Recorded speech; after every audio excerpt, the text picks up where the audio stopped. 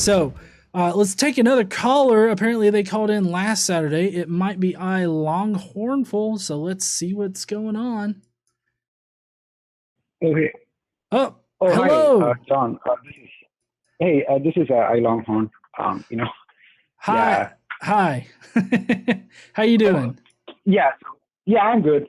Yeah, thank you for the call. And I'm not much of a debater, but I just was wondering, like, because Jesus' existence has is all like what I was saying that its existence has been all entire academia has, like cited existence of Jesus, right? So, but the fact that Jesus didn't exist at all, that's not a scholarly position. That's what I was trying to say. Like Oh, you but it cited but it is. arguments. Hold on. Sorry to stop you. It is a scholarly position. There are two peer-reviewed books that examine that exact question. So it is a scholarly position to say that Jesus probably didn't exist. Not that he definitely didn't, but that he probably, and that's all I've ever asserted, is that I think that he most likely didn't exist. And that's the minimal mythicist position, which Richard Carrier has his peer-reviewed book on. And then you've got Raphael Lataster, who just put out a book targeted to academic institutions, where he examines it and he comes away as an agnostic. You also have Hector Avalos, who hasn't exactly written a peer-reviewed article or book on the subject, but he is a scholar in the community that is agnostic on the idea that Jesus existed. So it is definitely a scholarly position to say that you either don't know or think that Jesus probably didn't exist. Yeah, but when you say that's a peer-reviewed book, I'm not sure because there are a lot of books published by scholars themselves. Like there are popular trust and academic works. Oh, So okay. So let this me. is I get you doubting whether or not they're peer reviewed. So Raphael Lataster's book, like I said, is peer reviewed. All of his books are written for an academic thing. If they're written for an academic thing using an academic press, they are definitely peer reviewed. Richard Carrier's book is published by Phoenix Sheffield Press. Or Sheffield Phoenix Press, sorry. And they have to peer review their books. They have an extensive peer review process, which includes two unknown peer reviewers supplied by Sheffield Phoenix Press. And so, I mean, it is definitely a peer reviewed book where people relevant to the field of religious or New Testament studies in the history of Christianity have reviewed the book and have not found anything wrong with the content, at least enough to publish it in a peer reviewed by a peer reviewed publisher. Oh, you mean for Lataster's books? Is what you're saying? Well, no. Well, I first covered Lataster's books, who's definitely a peer reviewed. I can't recall his publisher right now, but they are targeted to academic institutions. So his are definitely peer reviewed. But also I covered Richard Carrier's book and how it was peer reviewed. Okay. Yeah, that's okay. I think Lataster's book is peer reviewed. That's on the okay. Um, okay. But there's like, are you aware of like a journal called Journal for the Study of Historical Jesus and things like that? Like Jesus Seminar, all these kind of things. Uh, Okay.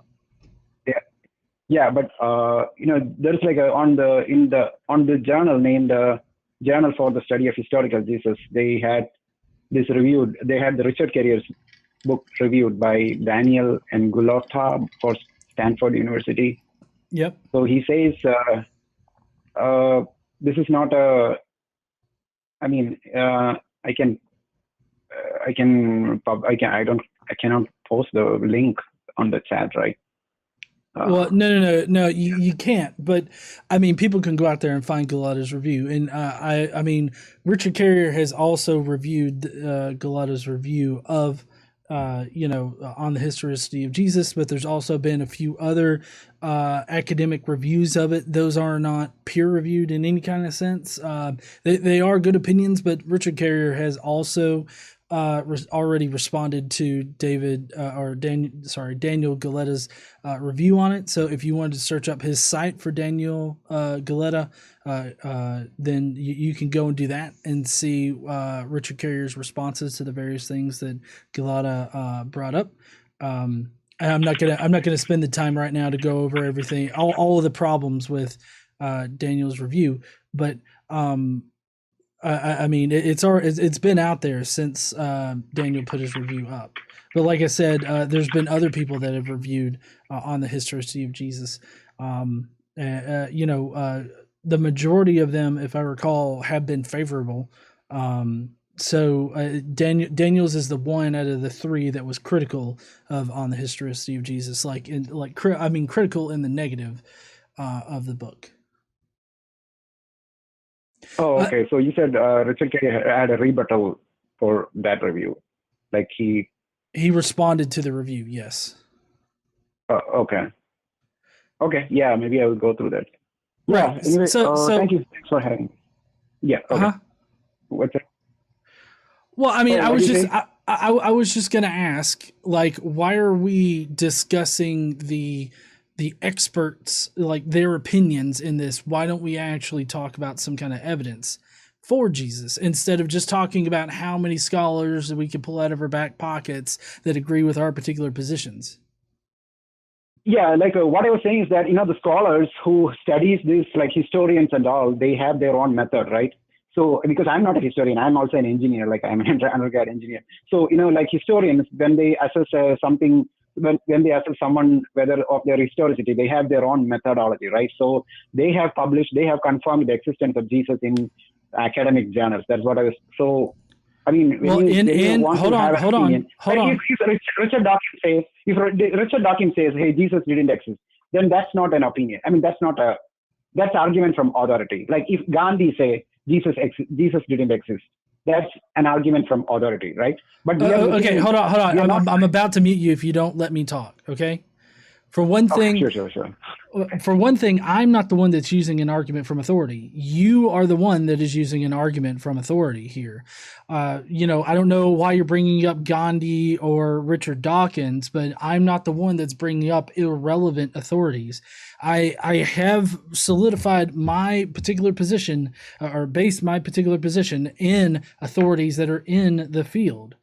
So, like Richard Carrier, he's a historian. I do agree that historians have their method, which they analyze history and they come to probabilities as to what most likely happened.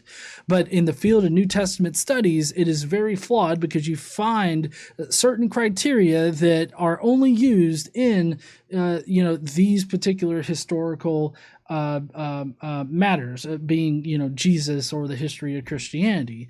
If you were to apply the same historical method that we do to every other historical figure in history, you would see quite literally how little evidence there is for any kind of Jesus in history that matches the one of Christianity. And what you're doing is you're appealing to authority by saying, oh, well, it's already been established by the authorities that Jesus definitely existed. And so that seems to be your entire argument here. Do you actually have any kind of evidence that we could sit down and talk about that would indicate that Jesus existed in history other than the authorities? Okay. I think you misunderstood what I was saying. Like, you like last time I think you said I was using argument from authority fallacy, right? So that's what I was just bringing that up, And you've been using it in this call too. But I wasn't using argument because when you want to cure a disease, you go to the doctor and you take that word, right? So you go to so that's not No, okay, I mean, you understand that people get second opinions about things and that doctors regularly can contradict each other because, I mean, while they are medical doctors and they've given, the patient their opinion on it, sometimes the patient's not satisfied with their opinion and they get a second opinion on it. So, I mean, that's really a horrible analogy. No, when you even if you write a research paper, you cite the journals, right? Like you go for academic peer-reviewed articles. You cite the so that's not argument from okay, maybe that's a different point. Anyway, we can go to the like the evidence as you said, right? Like I would I love mean, to go through the evidence. oh like okay, yeah, like the Josephus, Tacitus, Serapion, all these writings, that's what they usually cite. I Okay. don't have anything much. Yeah, but Okay. So what do you know about? Let's just take the Josephus passage. Which mhm. particular passage in Josephus? James, the brother of Jesus, right? That's not. I don't think that there is a problem with that. Oh no, that's definitely contested in the scholarship. There are academic journal articles. One I can't recall his name right now, but there are definitely journal articles out there that are contesting the validity of that. I mean, Richard Carrier is obviously one that contests it, and I find his argument for it very compelling. Okay. Do you want me to Uh, explain to you why it's not compelling? yeah, I mean, sure. I mean, yeah. Okay, so in that particular passage, what we have is just this random call out to James, the brother of Christ, or who was called Christ. I believe the technical phrase is who was called Christ. Now that grammatically looks like a marginal note that could have been worked in through transcription, or somebody thought that it really should be who was called Christ rather than maybe Bendamnius or something like that. But in any case, as you go through it, what you have is you've got Josephus who mentions this particular point, and then he doesn't explain to the person what does Christ mean? What does it mean to be called the Christ? You have no explanation, no callback. Like, even if we assume that the Testimonium Flavianum was in Josephus to begin with, there's no callback to the Testimonium Flavianum when he mentions the who is called Christ. So there's an inconsistency there that seems to be better explained by an interpolation, either accidental or purposeful. In that particular spot. Another thing that strengthens this argument is that later on in that very same section, Josephus says that the brother Mhm. or the Jesus Bendamnius later on assumes the role that James, who was killed, the Jesus Bendamnius is placed in that role. This is a completely new Jesus that is in just brought up right there with no explanation as to how or why they would have put Jesus Bendamnius into that particular position. So I feel that it's more parsimonious to consider it an interpolation, because if you assume that the who was called Christ was replaced with Bendamnius before, and so at the very beginning they're connecting this James to this Jesus Bendamnius, it makes a lot more sense when later Jesus Bendamnius is replacing James, who was killed. So it just seems to be a lot more parsimonious to construct it that way, rather than throw in this random call to Christ that's there. What about Tacitus? Tacitus. I'm so glad you brought up Tacitus, because this one is brought up a lot. Okay. So with Tacitus, what you have is he's writing in the 2nd century, and if you take Tacitus's mention at face value that he wrote that in there, well, considering that it's been physically determined that it's interpolation, that it said Christians, it's actually Christians, right? So that Yeah. that that particular part is an interpolation. But if you just assume that the highly biblical verse that or portion that's in Tacitus is there at face value, then really all that does is say that Christians were in Rome in 64 CE, and that is expected on the mythicist argument, because by the early 50s, you have Paul that's writing about this Christ figure. So I mean, it makes sense that there would be Christians in Rome. Now, we could discuss the nuance of that particular passage, but what we can clearly determine is the fact that he was informed by Christians or their gospels, their holy books. The most likely source for this information would have been Pliny the Younger, who was in a neighboring province that Tacitus wrote to regularly. Pliny, he was interrogating Christians, learning about them and everything like that. There's a whole argument that uses Pliny to establish Jesus in history, but that's not really the case. He was interrogating Christians. Christians at this time would have thought of Jesus as a historical figure.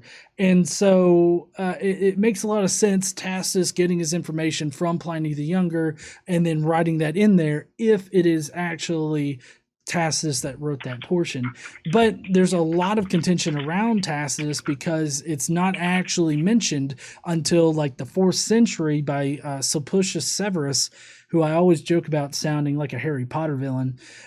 He's the first one to mention this reference in Tacitus, but we have several different books prior to that that talk about the persecution of Christians under Nero, and it would have been a prime thing to insert into those things as tidbits of information if it existed, and they didn't.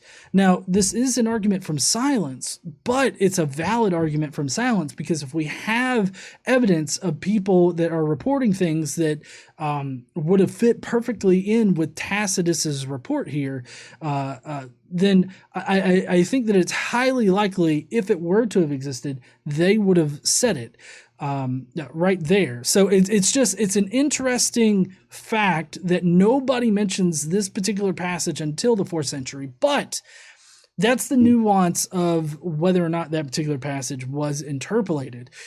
If we just forget all of that for right now and just use Tacitus at face value, it only puts Christians in Rome in 64 CE, and that's why it's not convincing. Oh, okay. All right. I don't know. I mean, yeah, but to challenge, whether Jesus didn't exist or not, that's like a huge effort from your part because, I guess, because, almost all the classes, college courses, everything, like journals, they all teach that there was a man named Jesus. Okay, again, I don't care. I'm so sorry to interrupt, but I really don't care what universities teach or anything like that. And I do agree that it's a monumental task. I mean, right now, Carrier's work on this particular topic spans his entire blog pretty much, as well as a 900-page book. I can't recall exactly how many pages it is right now. I can look it up really quick. Huh? Yeah, you mean the Carrier's book, on the historicity of Jesus, why we may have doubt. That's the one you're talking about. Well, right. I mean, you say that it's a monumental task in order to take it on, and I would agree. Sorry, it's not 900 pages; it's 712 pages long. And I mean, he's got footnotes in it, and he explains pretty much every single facet of the mythicist position. So, I mean, it has been taken on full steam, and all the work is out there just waiting for any of these New Testament scholars to actually address the points that are being made. Okay. So, I mean, if there's one thing that I want you to take away from this, it's that it's not that I've not researched the topic or that I'm just outright disregarding these other people without actually examining their arguments for it, right? The thing is I've examined their arguments, and their arguments just don't make sense to me. Their arguments seem to not support their conclusion. Okay. Yeah. Can you hold on for a moment? I'm also reading stuff online also. So if you don't mind, because Yeah, because I see the review by Raphael Lataster Mm-hmm. on a journal for Richard Carrier's book. And the great interest. I was just skimming through. Okay, well, I mean, I'm planning on doing this again. Maybe not next weekend or something, but I do plan on doing this again. So if you want to take some time, read up on those particular reviews, read up on Carrier's arguments, and then you can come back and maybe talk again about it. That would be cool. Okay. Okay. All right. Okay. Thank you so much. Have a good day. Thank you for calling in. I appreciate you.